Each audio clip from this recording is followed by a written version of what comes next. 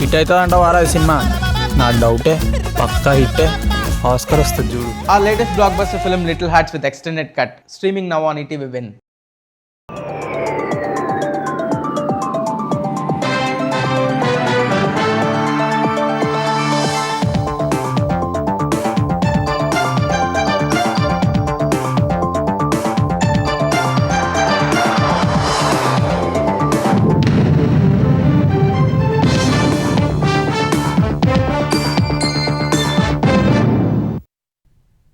నమస్కారం, ఈటీవీ న్యూస్కి స్వాగతం. ముందుగా ముఖ్యాంశాలు. విదేశాల్లో చదవాలనుకునే వారికి పావలా వడ్డీకే రుణాలు, సరికొత్త పథకం ప్రకటించిన చంద్రబాబు. అర్హులందరికీ అవకాశం ఇస్తామని వెల్లడి. జనవరి 1 నాటికి జీరో వేస్ట్ రాష్ట్రంగా ఏపీ. స్వచ్ఛ అవార్డుల ప్రదానోత్సవంలో చంద్రబాబు వెల్లడి. అంతా కలిసి రావాలని పిలుపు. ముంబైలో పారిశ్రామికవేత్తలతో లోకేష్ భేటీ. ఏపీలో అవకాశాలపై వివరణ. పోర్టు ఆధారిత లాజిస్టిక్స్, కోల్డ్ స్టోరేజీల్లో పెట్టుబడులకు విజ్ఞప్తి. బీసీలకు 42% రిజర్వేషన్లపై తెలంగాణ ప్రభుత్వానికి ఊరట. జీవో కొట్టేయాలన్న పిటిషన్పై విచారణకు సుప్రీంకోర్టు నిరాకరణ. తెలంగాణలో అమెరికా సంస్థ ఎలీ లిల్లీ 9,000 కోట్ల పెట్టుబడి. ఔషధాల తయారీ, క్వాలిటీ సెంటర్ ఏర్పాటుకు ఒప్పందం.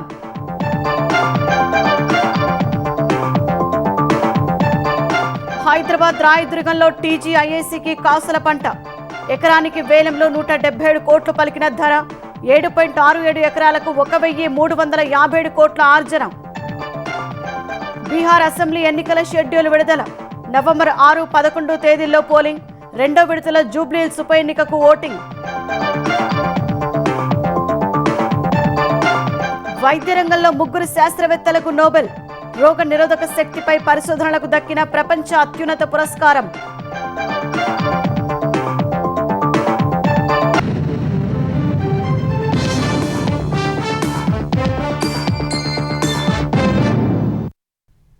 విదేశాల్లో విద్యాభ్యాసం చేయాలనుకునే విద్యార్థులకు పావలా వడ్డీకే బ్యాంకు రుణాలు ఇచ్చేలా సరికొత్త పథకాన్ని ముఖ్యమంత్రి చంద్రబాబు ప్రకటించారు. ఎలాంటి పరిమితి లేకుండా ఎంతమంది విద్యార్థులైనా చదువుకునే అవకాశం కల్పిస్తామని తెలిపారు. ఆంధ్రప్రదేశ్లో ఉన్న అన్ని హాస్టళ్లను రెసిడెన్షియల్ స్కూలుగా మార్చేందుకు అధ్యయనం చేసి నివేదిక సమర్పించాలని సూచించారు.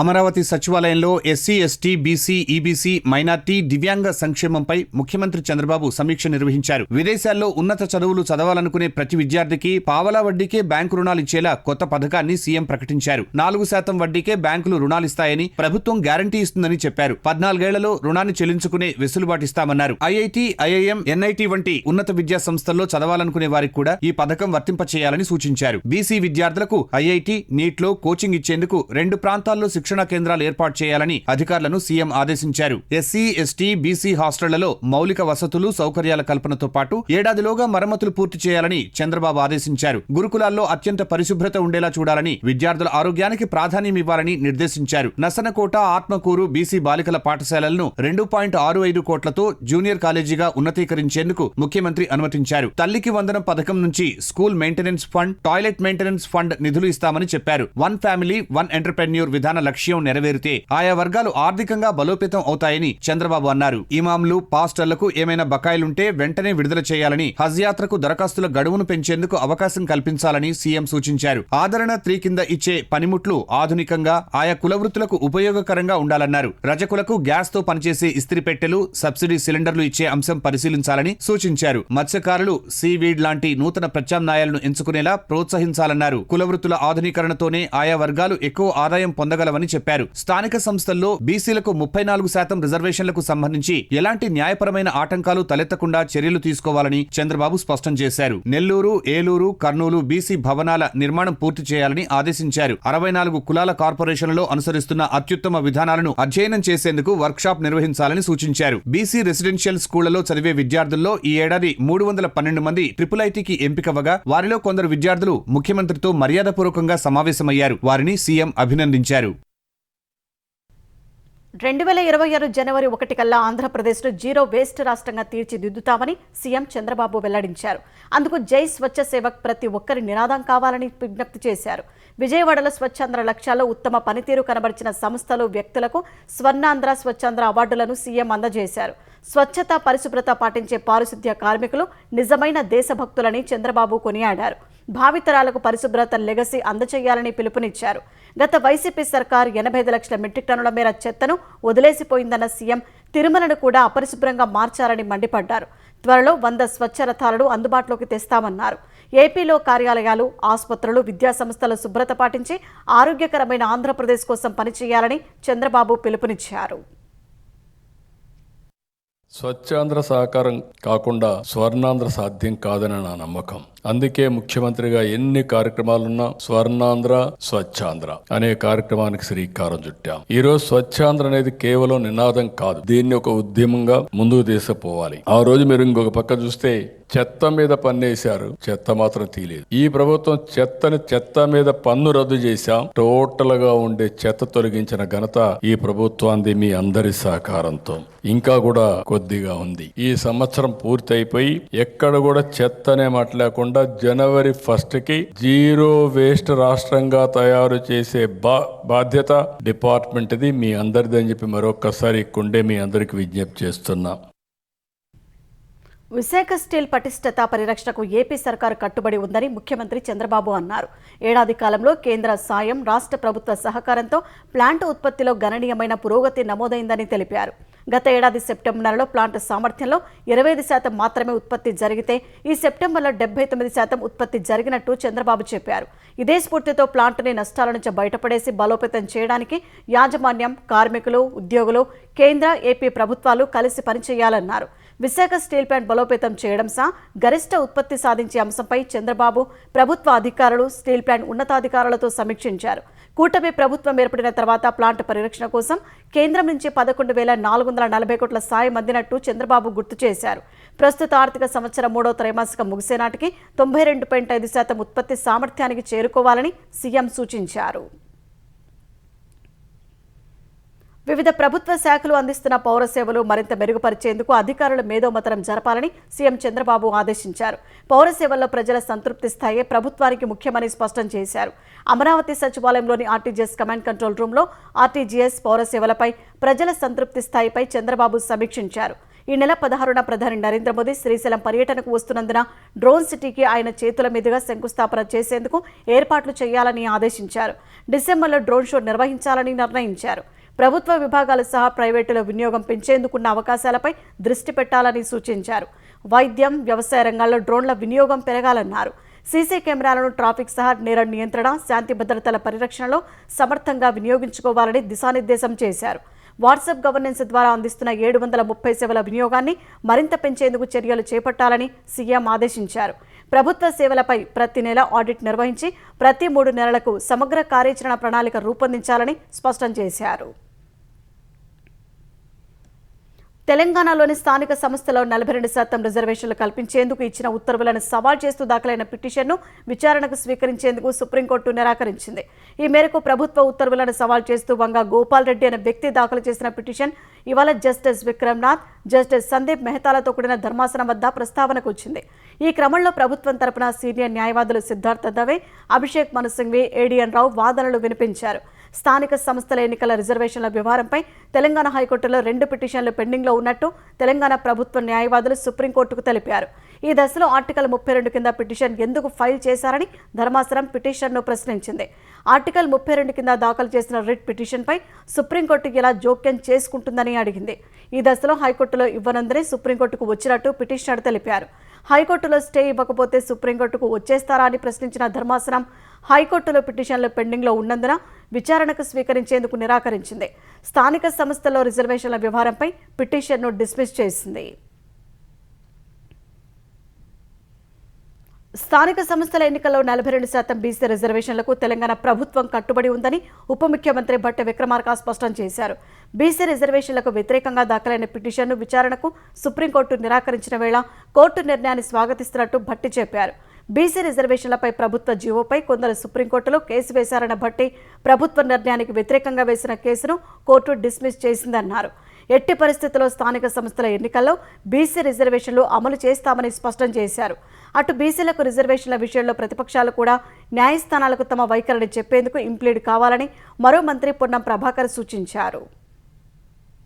We are very clear that the state of Telangana wants to give the reservations to the OBCs 42% in local bodies apart from education and employment also. So now that the local body selections are taking place, the government has already passed a bill and issued a GO also. We will stand by that and we will fight for that. We will apprise the same thing even in the High Court also. BC రిజర్వేషన్లపై సుప్రీంకోర్టులో పిటిషన్ల విషయంలో ఏదో సాధించామని మంత్రులు చెప్పడం సరికాదని BJP Telangana అధ్యక్షుడు రామచంద్రరావు విమర్శించారు. కాంగ్రెస్ ప్రభుత్వానికి చిత్తశుద్ధి ఉంటే హైకోర్టులో బలంగా వాదనలు వినిపించాలన్నారు. బీసీ రిజర్వేషన్లకు బీజేపీ మద్దతు ఇస్తుందని ఆయన మరోసారి స్పష్టం చేశారు. బీసీ రిజర్వేషన్ల మీద సుప్రీం కోర్టులో డిస్మిస్ అయిందంటే ఓన్లీ ఆన్ టెక్నికల్ గ్రౌండ్స్ కింద పెండింగ్ ఉందని మీరు దాని ఏదో పెద్ద సాధించినట్టు పెద్ద ఫీల్ అయిపోయి ఏదో ఇక్కడి నుంచి పెద్ద అక్కడ పోయి మీరు ఏదో చేసిన టీవీలలో పేపర్లలో వేయించుకొని మీరంతా మిస్లీడ్ చేస్తా ఉన్నారు మొత్తం రాష్ట్రాన్ని. మేము న్యాయం జరగాలి, బీసీలకు రిజర్వేషన్ రావాలని చెప్పేసి కోరుతా ఉన్న వ్యక్తులు మేము. కాబట్టి ఇక్కడ మీరు ఫైట్ చేయండి, ఆ వాదనలు ఇక్కడ మంచిగా వినిపించి ఈ రోజు బీసీలకు న్యాయం చేసే ప్రయత్నం చేయండి. బీసీ రిజర్వేషన్లపై బీజేపీకి చిత్తశుద్ధి ఉంటే వెంటనే కేంద్రం గవర్నర్తో బిల్లు ఆమోదింప చేయాలని తెలంగాణ బీసీ సంక్షేమ శాఖ మంత్రి పొన్నం ప్రభాకర్ డిమాండ్ చేశారు. రిజర్వేషన్లపై దాఖలైన పిటిషన్ను సుప్రీంకోర్టు కొట్టివేస్తే బీజేపీ తెలంగాణ అధ్యక్షుడు రామచంద్రరావు ఇష్టారీతిన మాట్లాడటం సరికాదని పొన్నం అన్నారు. వాదనలు వినిపించేందుకు ఢిల్లీకి వెళ్లిన మంత్రులపై రామచంద్రరావు చేసిన వ్యాఖ్యలను ఖండించారు. శాసనసభలో మద్దతు ప్రకటించేయాలా, చట్టాన్ని తీసుకొచ్చే సందర్భంలో ఎందుకు అవాంతరాలు సృష్టిస్తున్నారు అని భారతీయ జనతా పార్టీ సూటిగా ప్రశ్నిస్తా ఉన్నా. తెలంగాణ కోర్టులో వాద ప్రతివాదనలు 8వ తారీఖు జరగనున్నాయి. బలహీన వర్గాల పక్షాన గొంతు విప్పి మా శాసనసభ పక్షం ఈ రిజర్వేషన్లకు మద్దతు ఇచ్చిందని చెప్పే బాధ్యత మీది. మీకు నిజంగా బలహీన వర్గాల పట్ల చిత్తశుద్ధి ఉంటే వెంటనే కేంద్ర ప్రభుత్వం ఒత్తిడి తెచ్చి పూర్తి స్థాయి చట్టబద్ధత తీసుకొచ్చే ప్రయత్నం చేయండి. షెడ్యూల్ 9 ద్వారా, పార్లమెంట్ యాక్ట్ ద్వారా నరేంద్ర మోడీ గారు నొప్పియండి. తెలంగాణ ప్రభుత్వం ఇచ్చిన జీవోలకు ఎటువంటి ఇబ్బంది లేకుండా చూసే బాధ్యత భారతీయ జనతా పార్టీదనే మాట మనం చేస్తా ఉన్నాం. బీహార్ అసెంబ్లీ ఎన్నికలకు నగారా మోగింది. 2 విడతల్లో నవంబర్ 6, 11న పోలింగ్ నిర్వహించనున్నట్టు కేంద్ర ఎన్నికల సంఘం ప్రకటించింది. నవంబర్ 14న ఓట్లు లెక్కించి ఫలితాలను వెల్లడిస్తామని తెలిపింది. బీహార్ అసెంబ్లీ ఎన్నికల నుంచి 17 నూతన సంస్కరణలు అమలు చేయనున్నట్లు వెల్లడించింది. బీహార్ అసెంబ్లీ ఎన్నికలను 2 విడతల్లో నిర్వహించనున్నట్లు కేంద్ర ప్రధాన ఎన్నికల కమిషనర్ జ్ఞానేష్ కుమార్ ఢిల్లీలో ప్రకటించారు. నవంబర్ 6, 11వ తేదీల్లో పోలింగ్, 14న ఓట్ల లెక్కింపు చేపడతామని తెలిపారు. బీహార్లో మొత్తం 243 అసెంబ్లీ స్థానాలు ఉండగా తొలి విడతలో 121 నియోజకవర్గాలకు ఈ నెల 10న నోటిఫికేషన్ వెలువడనుంది. ఈ నెల 17 వరకు నామినేషన్లు స్వీకరించి 18న నామపత్రాలు పరిశీలిస్తారు. నామినేషన్ ఉపసంహరణకు 20వ తేదీ వరకు గడువు ఉంది. నవంబర్ 6న పోలింగ్ జరగనుంది. 122 స్థానాలకు జరిగే 2వ విడత పోలింగుకు ఈ నెల 13న నోటిఫికేషన్ వెలువడనుండగా ఈ నెల 20 వరకు నామినేషన్లు స్వీకరిస్తారు. 21న నామపత్రాల పరిశీలన జరగనుంది. నామినేషన్ ఉపసంహరణకు ఈ నెల 23 వరకు గడువు ఉంది. నవంబర్ 11న పోలింగ్ నిర్వహిస్తారు. 14న ఓట్ల లెక్కింపు చేపట్టి ఫలితాలను ప్రకటిస్తారు. బీహార్లో మొత్తం 7.43 కోట్ల మంది ఓటర్లు ఉన్నారని ఈసీ వెల్లడించింది. వారిలో 3.92 కోట్ల మంది పురుషులు కాగా మహిళా ఓటర్లు 3.50 కోట్ల మంది ఉన్నారని తెలిపింది. మొత్తం 90,712 పోలింగ్ స్టేషన్లు ఏర్పాటు చేయనున్నట్లు తెలిపిన ఈసీ ప్రతి పోలింగ్ స్టేషన్లో వెబ్ కాస్టింగ్ ఉంటుందని వివరించింది. దివ్యాంగులు, 85 ఏళ్లు దాటిన వృద్ధులు ఇంటి నుంచే ఓటు వేసే అవకాశం కల్పిస్తున్నామని తెలిపింది. బీహార్ అసెంబ్లీ ఎన్నికల నుంచే 17 నూతన సంస్కరణలు అమలు చేస్తున్నామని సీఈసీ జ్ఞానేష్ కుమార్ చెప్పారు. ఈవీఎంలపై అభ్యర్థుల కలర్ ఫోటోలను బీహార్ ఎన్నికలతో ప్రారంభిస్తున్నట్లు తెలిపారు. తెలంగాణలో ఉత్కంఠ రేపుతున్న జూబ్లీహిల్స్ ఉప ఎన్నికకు కేంద్ర ఎన్నికల సంఘం షెడ్యూల్ విడుదల చేసింది. నవంబర్ 11న జూబ్లీహిల్స్ ఉప ఎన్నిక పోలింగ్ నిర్వహించనున్నట్టు తెలిపింది. నవంబర్ 14న ఓట్ల లెక్కింపు చేపట్టనున్నారు. ఈ ఎన్నిక కోసం ఈ నెల 13న నోటిఫికేషన్ ఇవ్వనున్నట్టు తెలిపింది. అదే రోజు నుంచి నామినేషన్లు స్వీకరిస్తామని వివరించింది.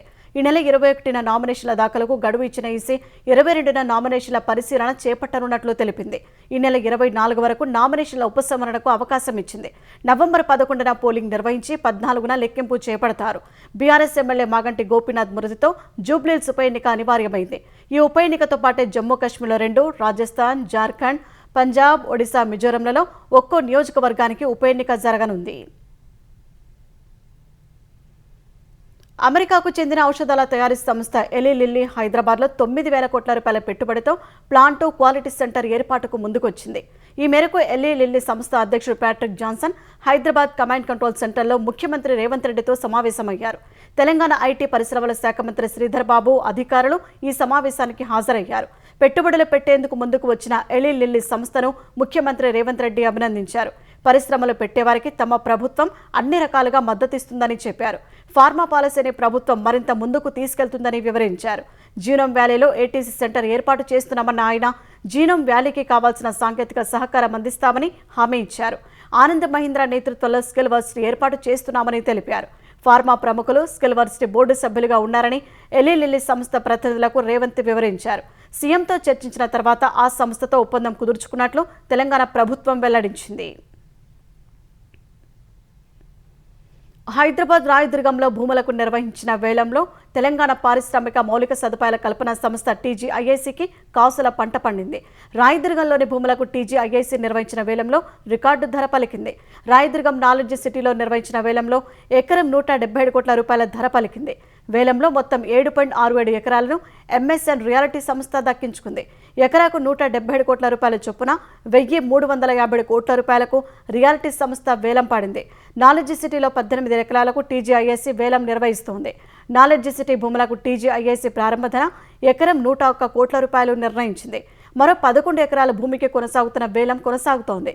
2017లో ఇదే ప్రాంతంలో ఎకరం 42.59 కోట్లు పలికింది.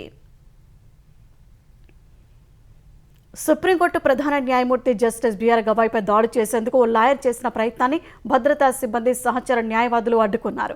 సీజేఐ జస్టిస్ గవాయ్ ఓ కేసులో వాదనలు వింటుండగా ఆయన విచారణ జరుపుతున్న బెంచ్ వేదిక వద్దకు వెళ్లిన లాయర్ ఆయనపై బూటు విసిరేందుకు ప్రయత్నించారు. ఇది గమనించిన భద్రతా సిబ్బంది మిగతా న్యాయవాదులు ఆ లాయర్ను అడ్డుకొని బయటకు తీసుకెళ్లారు. ఈ క్రమంలో సనాతన ధర్మానికి అవమానం జరిగితే సహించేది లేదని దాడికెత్తించిన న్యాయవాది నినాదాలు చేశారు. సీజేఐ ఏమాత్రం కంగారు పడకుండా కోర్టులో ఉన్న న్యాయవాదులను తన వాదనలు కొనసాగించాల్సిందిగా సూచించారు. ఇలాంటి బెదిరింపులు తనను ప్రభావితం చేయలేవని జస్టిస్ గవాయ్ తేల్చెప్పారు. ఈ ఘటనకు కారణమైన నిందితుడిని పోలీసులు అదుపులోకి తీసుకుని విచారిస్తున్నారు. విష్ణుమూర్తి విగ్రహానికి సంబంధించిన ఓ కేసు పిటిషన్ను సుప్రీంకోర్టు ఇటీవల కొట్టివేసిన నేపథ్యంలో ఈ దాడి యత్నం జరిగినట్టు తెలుస్తోంది.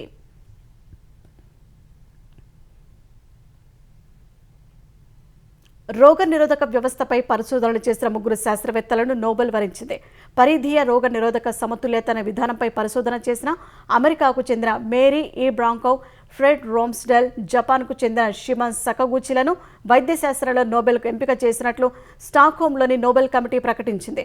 రోగ నిరోధక వ్యవస్థలో ఉండే టీ సెల్స్ మనకు హాని కలిగించే వైరస్లను అడ్డుకుంటాయి. అయితే కొన్ని సందర్భాల్లో ఈ ప్రతిస్పందన ఎక్కువై ఆటో ఇమ్యూన్ డిసీజెస్కు దారితీస్తుంది. అప్పుడు థైమస్ గ్రంథి వాటిని తొలగిస్తుంది. ఈ ప్రక్రియనే సెంట్రల్ టోలరెన్స్ అంటారు. నోబెల్ విజేత సకగూచి 1995లో వ్యాధులను నియంత్రించే టీరెక్స్ను కనుగొన్నారు.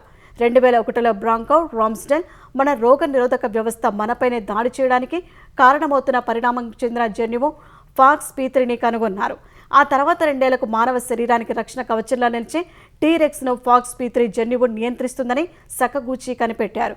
వీరు ముగ్గురు చేసిన పరిశోధన ఆధారంగా రెగ్యులేటరీ టీసెల్స్తో ఆటో ఇమ్యూన్ డిసీజెస్, క్యాన్సర్ చికిత్సా విధానాలను అభివృద్ధి చేయడంపై ప్రపంచవ్యాప్తంగా శాస్త్రవేత్తలు పనిచేస్తున్నారు. ఈ ముగ్గురి పరిశోధన మన రోగ నిరోధక వ్యవస్థ ఎలా పనిచేస్తుంది, అందరిలో ఎందుకు ఆటో ఇమ్యూన్ డిసీజెస్ రావడం లేదో అర్థం చేసుకోవడానికి ఉపకరిస్తుందని నోబెల్ కమిటీ చైర్మన్ చెప్పారు. నోబెల్ విజేతలకు డిసెంబర్ 10న అవార్డు అందజేస్తారు. ఈ ముగ్గురికి కలిపి 12 లక్షల అమెరికన్ డాలర్ల నగదు బహుమతి అందనుంది. ఏపీఐఏసీతో కలిసి పారిశ్రామిక పార్కుల అభివృద్ధిలో భాగస్వామ్యం వహించాలని ఈఎస్ఆర్ గ్రూప్ ఇండియా ప్రతినిధులను ఐటీ శాఖ మంత్రి లోకేష్ కోరారు. వచ్చే నెల వైజాగ్లో జరగనున్న సిఐఏ భాగస్వామ్య సదస్సుకు ఆహ్వానించేందుకు ముంబైలో పర్యటిస్తున్న మంత్రి పలువురు పారిశ్రామికవేత్తలతో సమావేశమయ్యారు. ఏపీలో పెట్టుబడులకున్న అవకాశాలను వారికి లోకేష్ వివరించారు. ఏపీలో సముద్ర ఎగుమతుల కోసం కంటైనర్ ఫ్రైట్ స్టేషన్లు, గిడ్డంగుల నిర్మాణం, పోర్టు ఆధారిత లాజిస్టిక్స్లో పెట్టుబడులు పెట్టాలని ఈఎస్ఆర్ గ్రూప్నకు విజ్ఞప్తి చేశారు. కోల్డ్ స్టోరేజీ, ఎగుమతి మౌలిక సదుపాయాల రంగంలో పెట్టుబడులు పెట్టాలని ట్రాఫిగురా సంస్థను లోకేష్ ఆహ్వానించారు. విశాఖ, కాకినాడ పోర్టులో మౌలిక సదుపాయాలు ఏర్పాటు చేయాలని విజ్ఞప్తి చేశారు. విద్యుత్ వాణిజ్యంలో భాగస్వామ్యం కావాలని ఆ సంస్థ సీఈఓ సచిన్ గుప్తాను లోకేష్ కోరారు. అనంతరం టాటా గ్రూప్ చైర్మన్ చంద్రశేఖరన్తో సమావేశమైన మంత్రి ఎలక్ట్రిక్ వాహనాల ఛార్జింగ్ కేంద్రాల అభివృద్ధికి ప్రభుత్వంతో కలిసి పనిచేయాలని విజ్ఞప్తి చేశారు. తర్వాత రుస్తోంజీ గ్రూప్ చైర్మన్ బొమ్మన్ ఇరానీని కలిసిన లోకేష్ విశాఖలో లగ్జరీ టౌన్షిప్ నిర్మాణం చేపట్టాలని విజ్ఞప్తి చేశారు. అనంతరం హెచ్పీఎండీ ఇప్సితా దాస్ గుప్తాతో మంత్రి సమావేశమై 3D printing centre of excellence ఏర్పాటు చేయాలని కోరారు. హెచ్పీ మ్యానుఫ్యాక్చరింగ్ యూనిట్ నెలకొల్పాలని కోరారు. సెమీకండక్టర్ పాలసీ లింకేజీలతో కూడిన సమగ్ర క్లస్టర్ ఏర్పాటుకు సహకరించాలని కోరారు. వైజాగ్ లేదా అమరావతిలో R&D సెంటర్ ఏర్పాటు చేయాలని లోకేష్ విజ్ఞప్తి చేశారు. భాష, ప్రాంతం వేరైన సంస్కృతి సంప్రదాయాల విషయంలో కర్ణాటక, ఆంధ్రప్రదేశ్ మధ్య మంచి సంబంధ బాంధవ్యాలు ఉన్నాయని ఉప ముఖ్యమంత్రి పవన్ కళ్యాణ్ చెప్పారు. కర్ణాటక చింతామణిలో సుప్రీంకోర్టు మాజీ న్యాయమూర్తి జస్టిస్ వి గోపాలగౌడ 75వ పుట్టినరోజు వేడుకల్లో పాల్గొన్న పవన్ జస్టిస్ గోపాలగౌడ రాసిన పుస్తకాన్ని ఆవిష్కరించారు. చదువులు, నైపుణ్య శిక్షణలో ప్రతిభ చూపిన వారికి బహుమతులు అందజేశారు. వివిధ రంగాల్లోని ప్రముఖులను సన్మానించారు. పవన్ను చూసేందుకు కర్ణాటకలోని తెలుగు ప్రాబల్య జిల్లాల నుంచి జనం భారీగా తరలివచ్చారు. రైతులు, యువత, మహిళల అభ్యున్నతి గురించి పవన్ నిరంతరం ఆలోచిస్తారని జస్టిస్ వి గోపాలగౌడ తెలిపారు. కర్ణాటకలోని 3 జిల్లాల్లో నీటి సమస్య ఉందని ఏపీ సీఎంతో మాట్లాడి సమస్య పరిష్కరించాలని పవన్ను కోరారు. సమస్య పరిష్కారానికి ప్రయత్నిస్తారని పవన్ చెప్పారు. రూల్ ఆఫ్ లా స్థాపనలో నేటి తరానికి గోపాలగౌడ దారి చూపాలని కోరారు. జస్టిస్ గోపాల్ గౌడ గారు అంటే కేవలం రిటైర్డ్ సుప్రీంకోర్టు జడ్జి కాదు, పాలకుల్లో ఏ తప్పులు ఉన్నా కానీ రాజ్యాంగ ఉల్లంఘనలపై నిర్భయంగా గళమెత్తుతున్న ఒక నిత్య పోరాట యోధులు. ఆయన జనసేన సిద్ధాంతాలను, విలువలను ఎంతో గౌరవిస్తారు. ఓడిపోయినప్పుడు నా భుజం తట్టి నువ్వు బలంగా ఉండు, మంచి రోజులు వస్తాయని చెప్పిన బలమైన వ్యక్తి నాకు. పర్యావరణం కానీ, కుల కట్టుబాట్లని ఛేదించి కులాల్ని దాటి మనం భారతీయులుగా ముందుకెళ్ళాలి. ఇలాంటివన్నీ కూడా నాకు గోపాల్ గౌడ గారి సంభాషణలు దొరుకుతూ ఉంటాయి. అలాగే కోలార్, చిక్బళ్ళాపూర్ జిల్లాలు బెంగళూరుకు ఆహారం అందించే అక్షయ పాత్ర ఈ రోజున నీటి ఎద్దడితో ఇబ్బంది పడుతూ ఉన్నారు. దీనికి సంబంధించి సోదర భావంతో మీ సమస్యని పరిష్కరించడం కోసం ఒక ప్రయత్నం చేస్తారని మీకు తెలియజేసుకుంటా ఉన్నాను. అన్నమయ్య జిల్లా మొలకల చెరువులో నకిలీ మద్య ముఠా లింకులు విజయవాడలో బయటపడ్డాయి. మద్య ముఠా లింకులు తేల్చేందుకు ఎక్సైజ్ పోలీసులు గుంటూరు జిల్లా, తెనాలి, విజయవాడ పరిసర ప్రాంతాల్లో సోదాలు చేశారు. ఎన్టీఆర్ జిల్లా ఇబ్రహీంపట్నంలో ప్రధాన నిందితుడు అద్దెపల్లి జనార్దన్ గోడౌన్లో కల్తీ మద్యం దొరికింది. 90 క్యాన్ల రెక్టిఫైడ్ స్పిరిట్, 150 కేసుల మద్యం సీసాలను పట్టుకున్నారు. ఇదే కేసులో A12గా ఉన్న కొడాలి శ్రీనివాసరావు తెనాలిలోని ఐతానగర్లోని ఒక అపార్ట్మెంట్లో నివసిస్తున్నారు. ఎక్సైజ్ పోలీసులు ఆదివారం తెనాలిలో శ్రీనివాసరావు కోసం వెతకగా అప్పటికే పరారయ్యాడు. మొలకల చెరువులో నకిలీ మద్యం తయారీ కేంద్రానికి సంబంధించిన షెడ్డు శ్రీనివాసరావు పేరుతో లీజుకు తీసుకున్నట్లు సమాచారం. శ్రీనివాసరావు నివాసంలో సోదాలు చేయగా ఎలాంటి ఆధారాలు దొరకలేదు. శ్రీనివాసరావు దొరికితే ఈ కేసులో అతని పాత్ర ఏమిటో బయటకు వస్తుంది. విజయవాడలోని ఇబ్రహీంపట్నం A&R బార్ను భవానీపురం ఎక్సైజ్ అధికారులు సీజ్ చేశారు. ములకల చెరువు కల్తీ మద్యం కేసులో A&R బార్ నిర్వాహకులు ఉన్నారని తెలిపిన అధికారులు అందుకే సీజ్ చేసినట్లు చెప్పారు. తర్వాత A&R బార్ ఎదురుగా ఉన్న గోడౌన్లో కల్తీ మద్యం గురించి సీజ్ చేశారు. అద్దెపల్లి జనార్దన్కి ఎవరైతే ముఖ్య అనుచరులు ఎవరు ఉంటారో అక్కడ ఇంటరాగేట్ చేసినప్పుడు కట్టా రాజు అన్న ఒక అతను ఉన్నాడని చెప్పి తెలిసింది. ఆ కట్టారాజుని అదుపులోకి తీసుకున్నామండి. అతను చెప్పిన దాని ప్రకారం ఇక్కడ మా దగ్గర కూడా గోడౌన్ ఉందని తెలిసిన తర్వాత మేము ఇక్కడికి వస్తే ఒక 90 క్యాన్ల వరకు, ఒక్కొక్క క్యాన్ 30 లీటర్ల వరకు ఉంటుంది. 90 క్యాన్ల వరకు ఆల్రెడీ క్యారమిల్ కలిపిన లెక్కరు కలిపినటువంటి వైట్ క్యాన్స్ ఉన్నాయండి. బాటిల్స్ నింపినటువంటి అట్టపెట్లు కూడా ఉన్నాయండి, సీసాలతో నింపి ఉన్నాయి. 100 దాకా ఉంటాయి అనుకుంటా. అదే కాకుండా ఖాళీ సీసాలు కూడా చాలా ఉన్నాయి. కొన్ని లేబుల్స్ కూడా దొరికినాయండి. ఈ తర్వాత క్యాప్లు ఒకటి ఉన్నాయి. ఇవన్నీ కూడా మేము సీజ్ చేస్తాం మొత్తం అన్ని.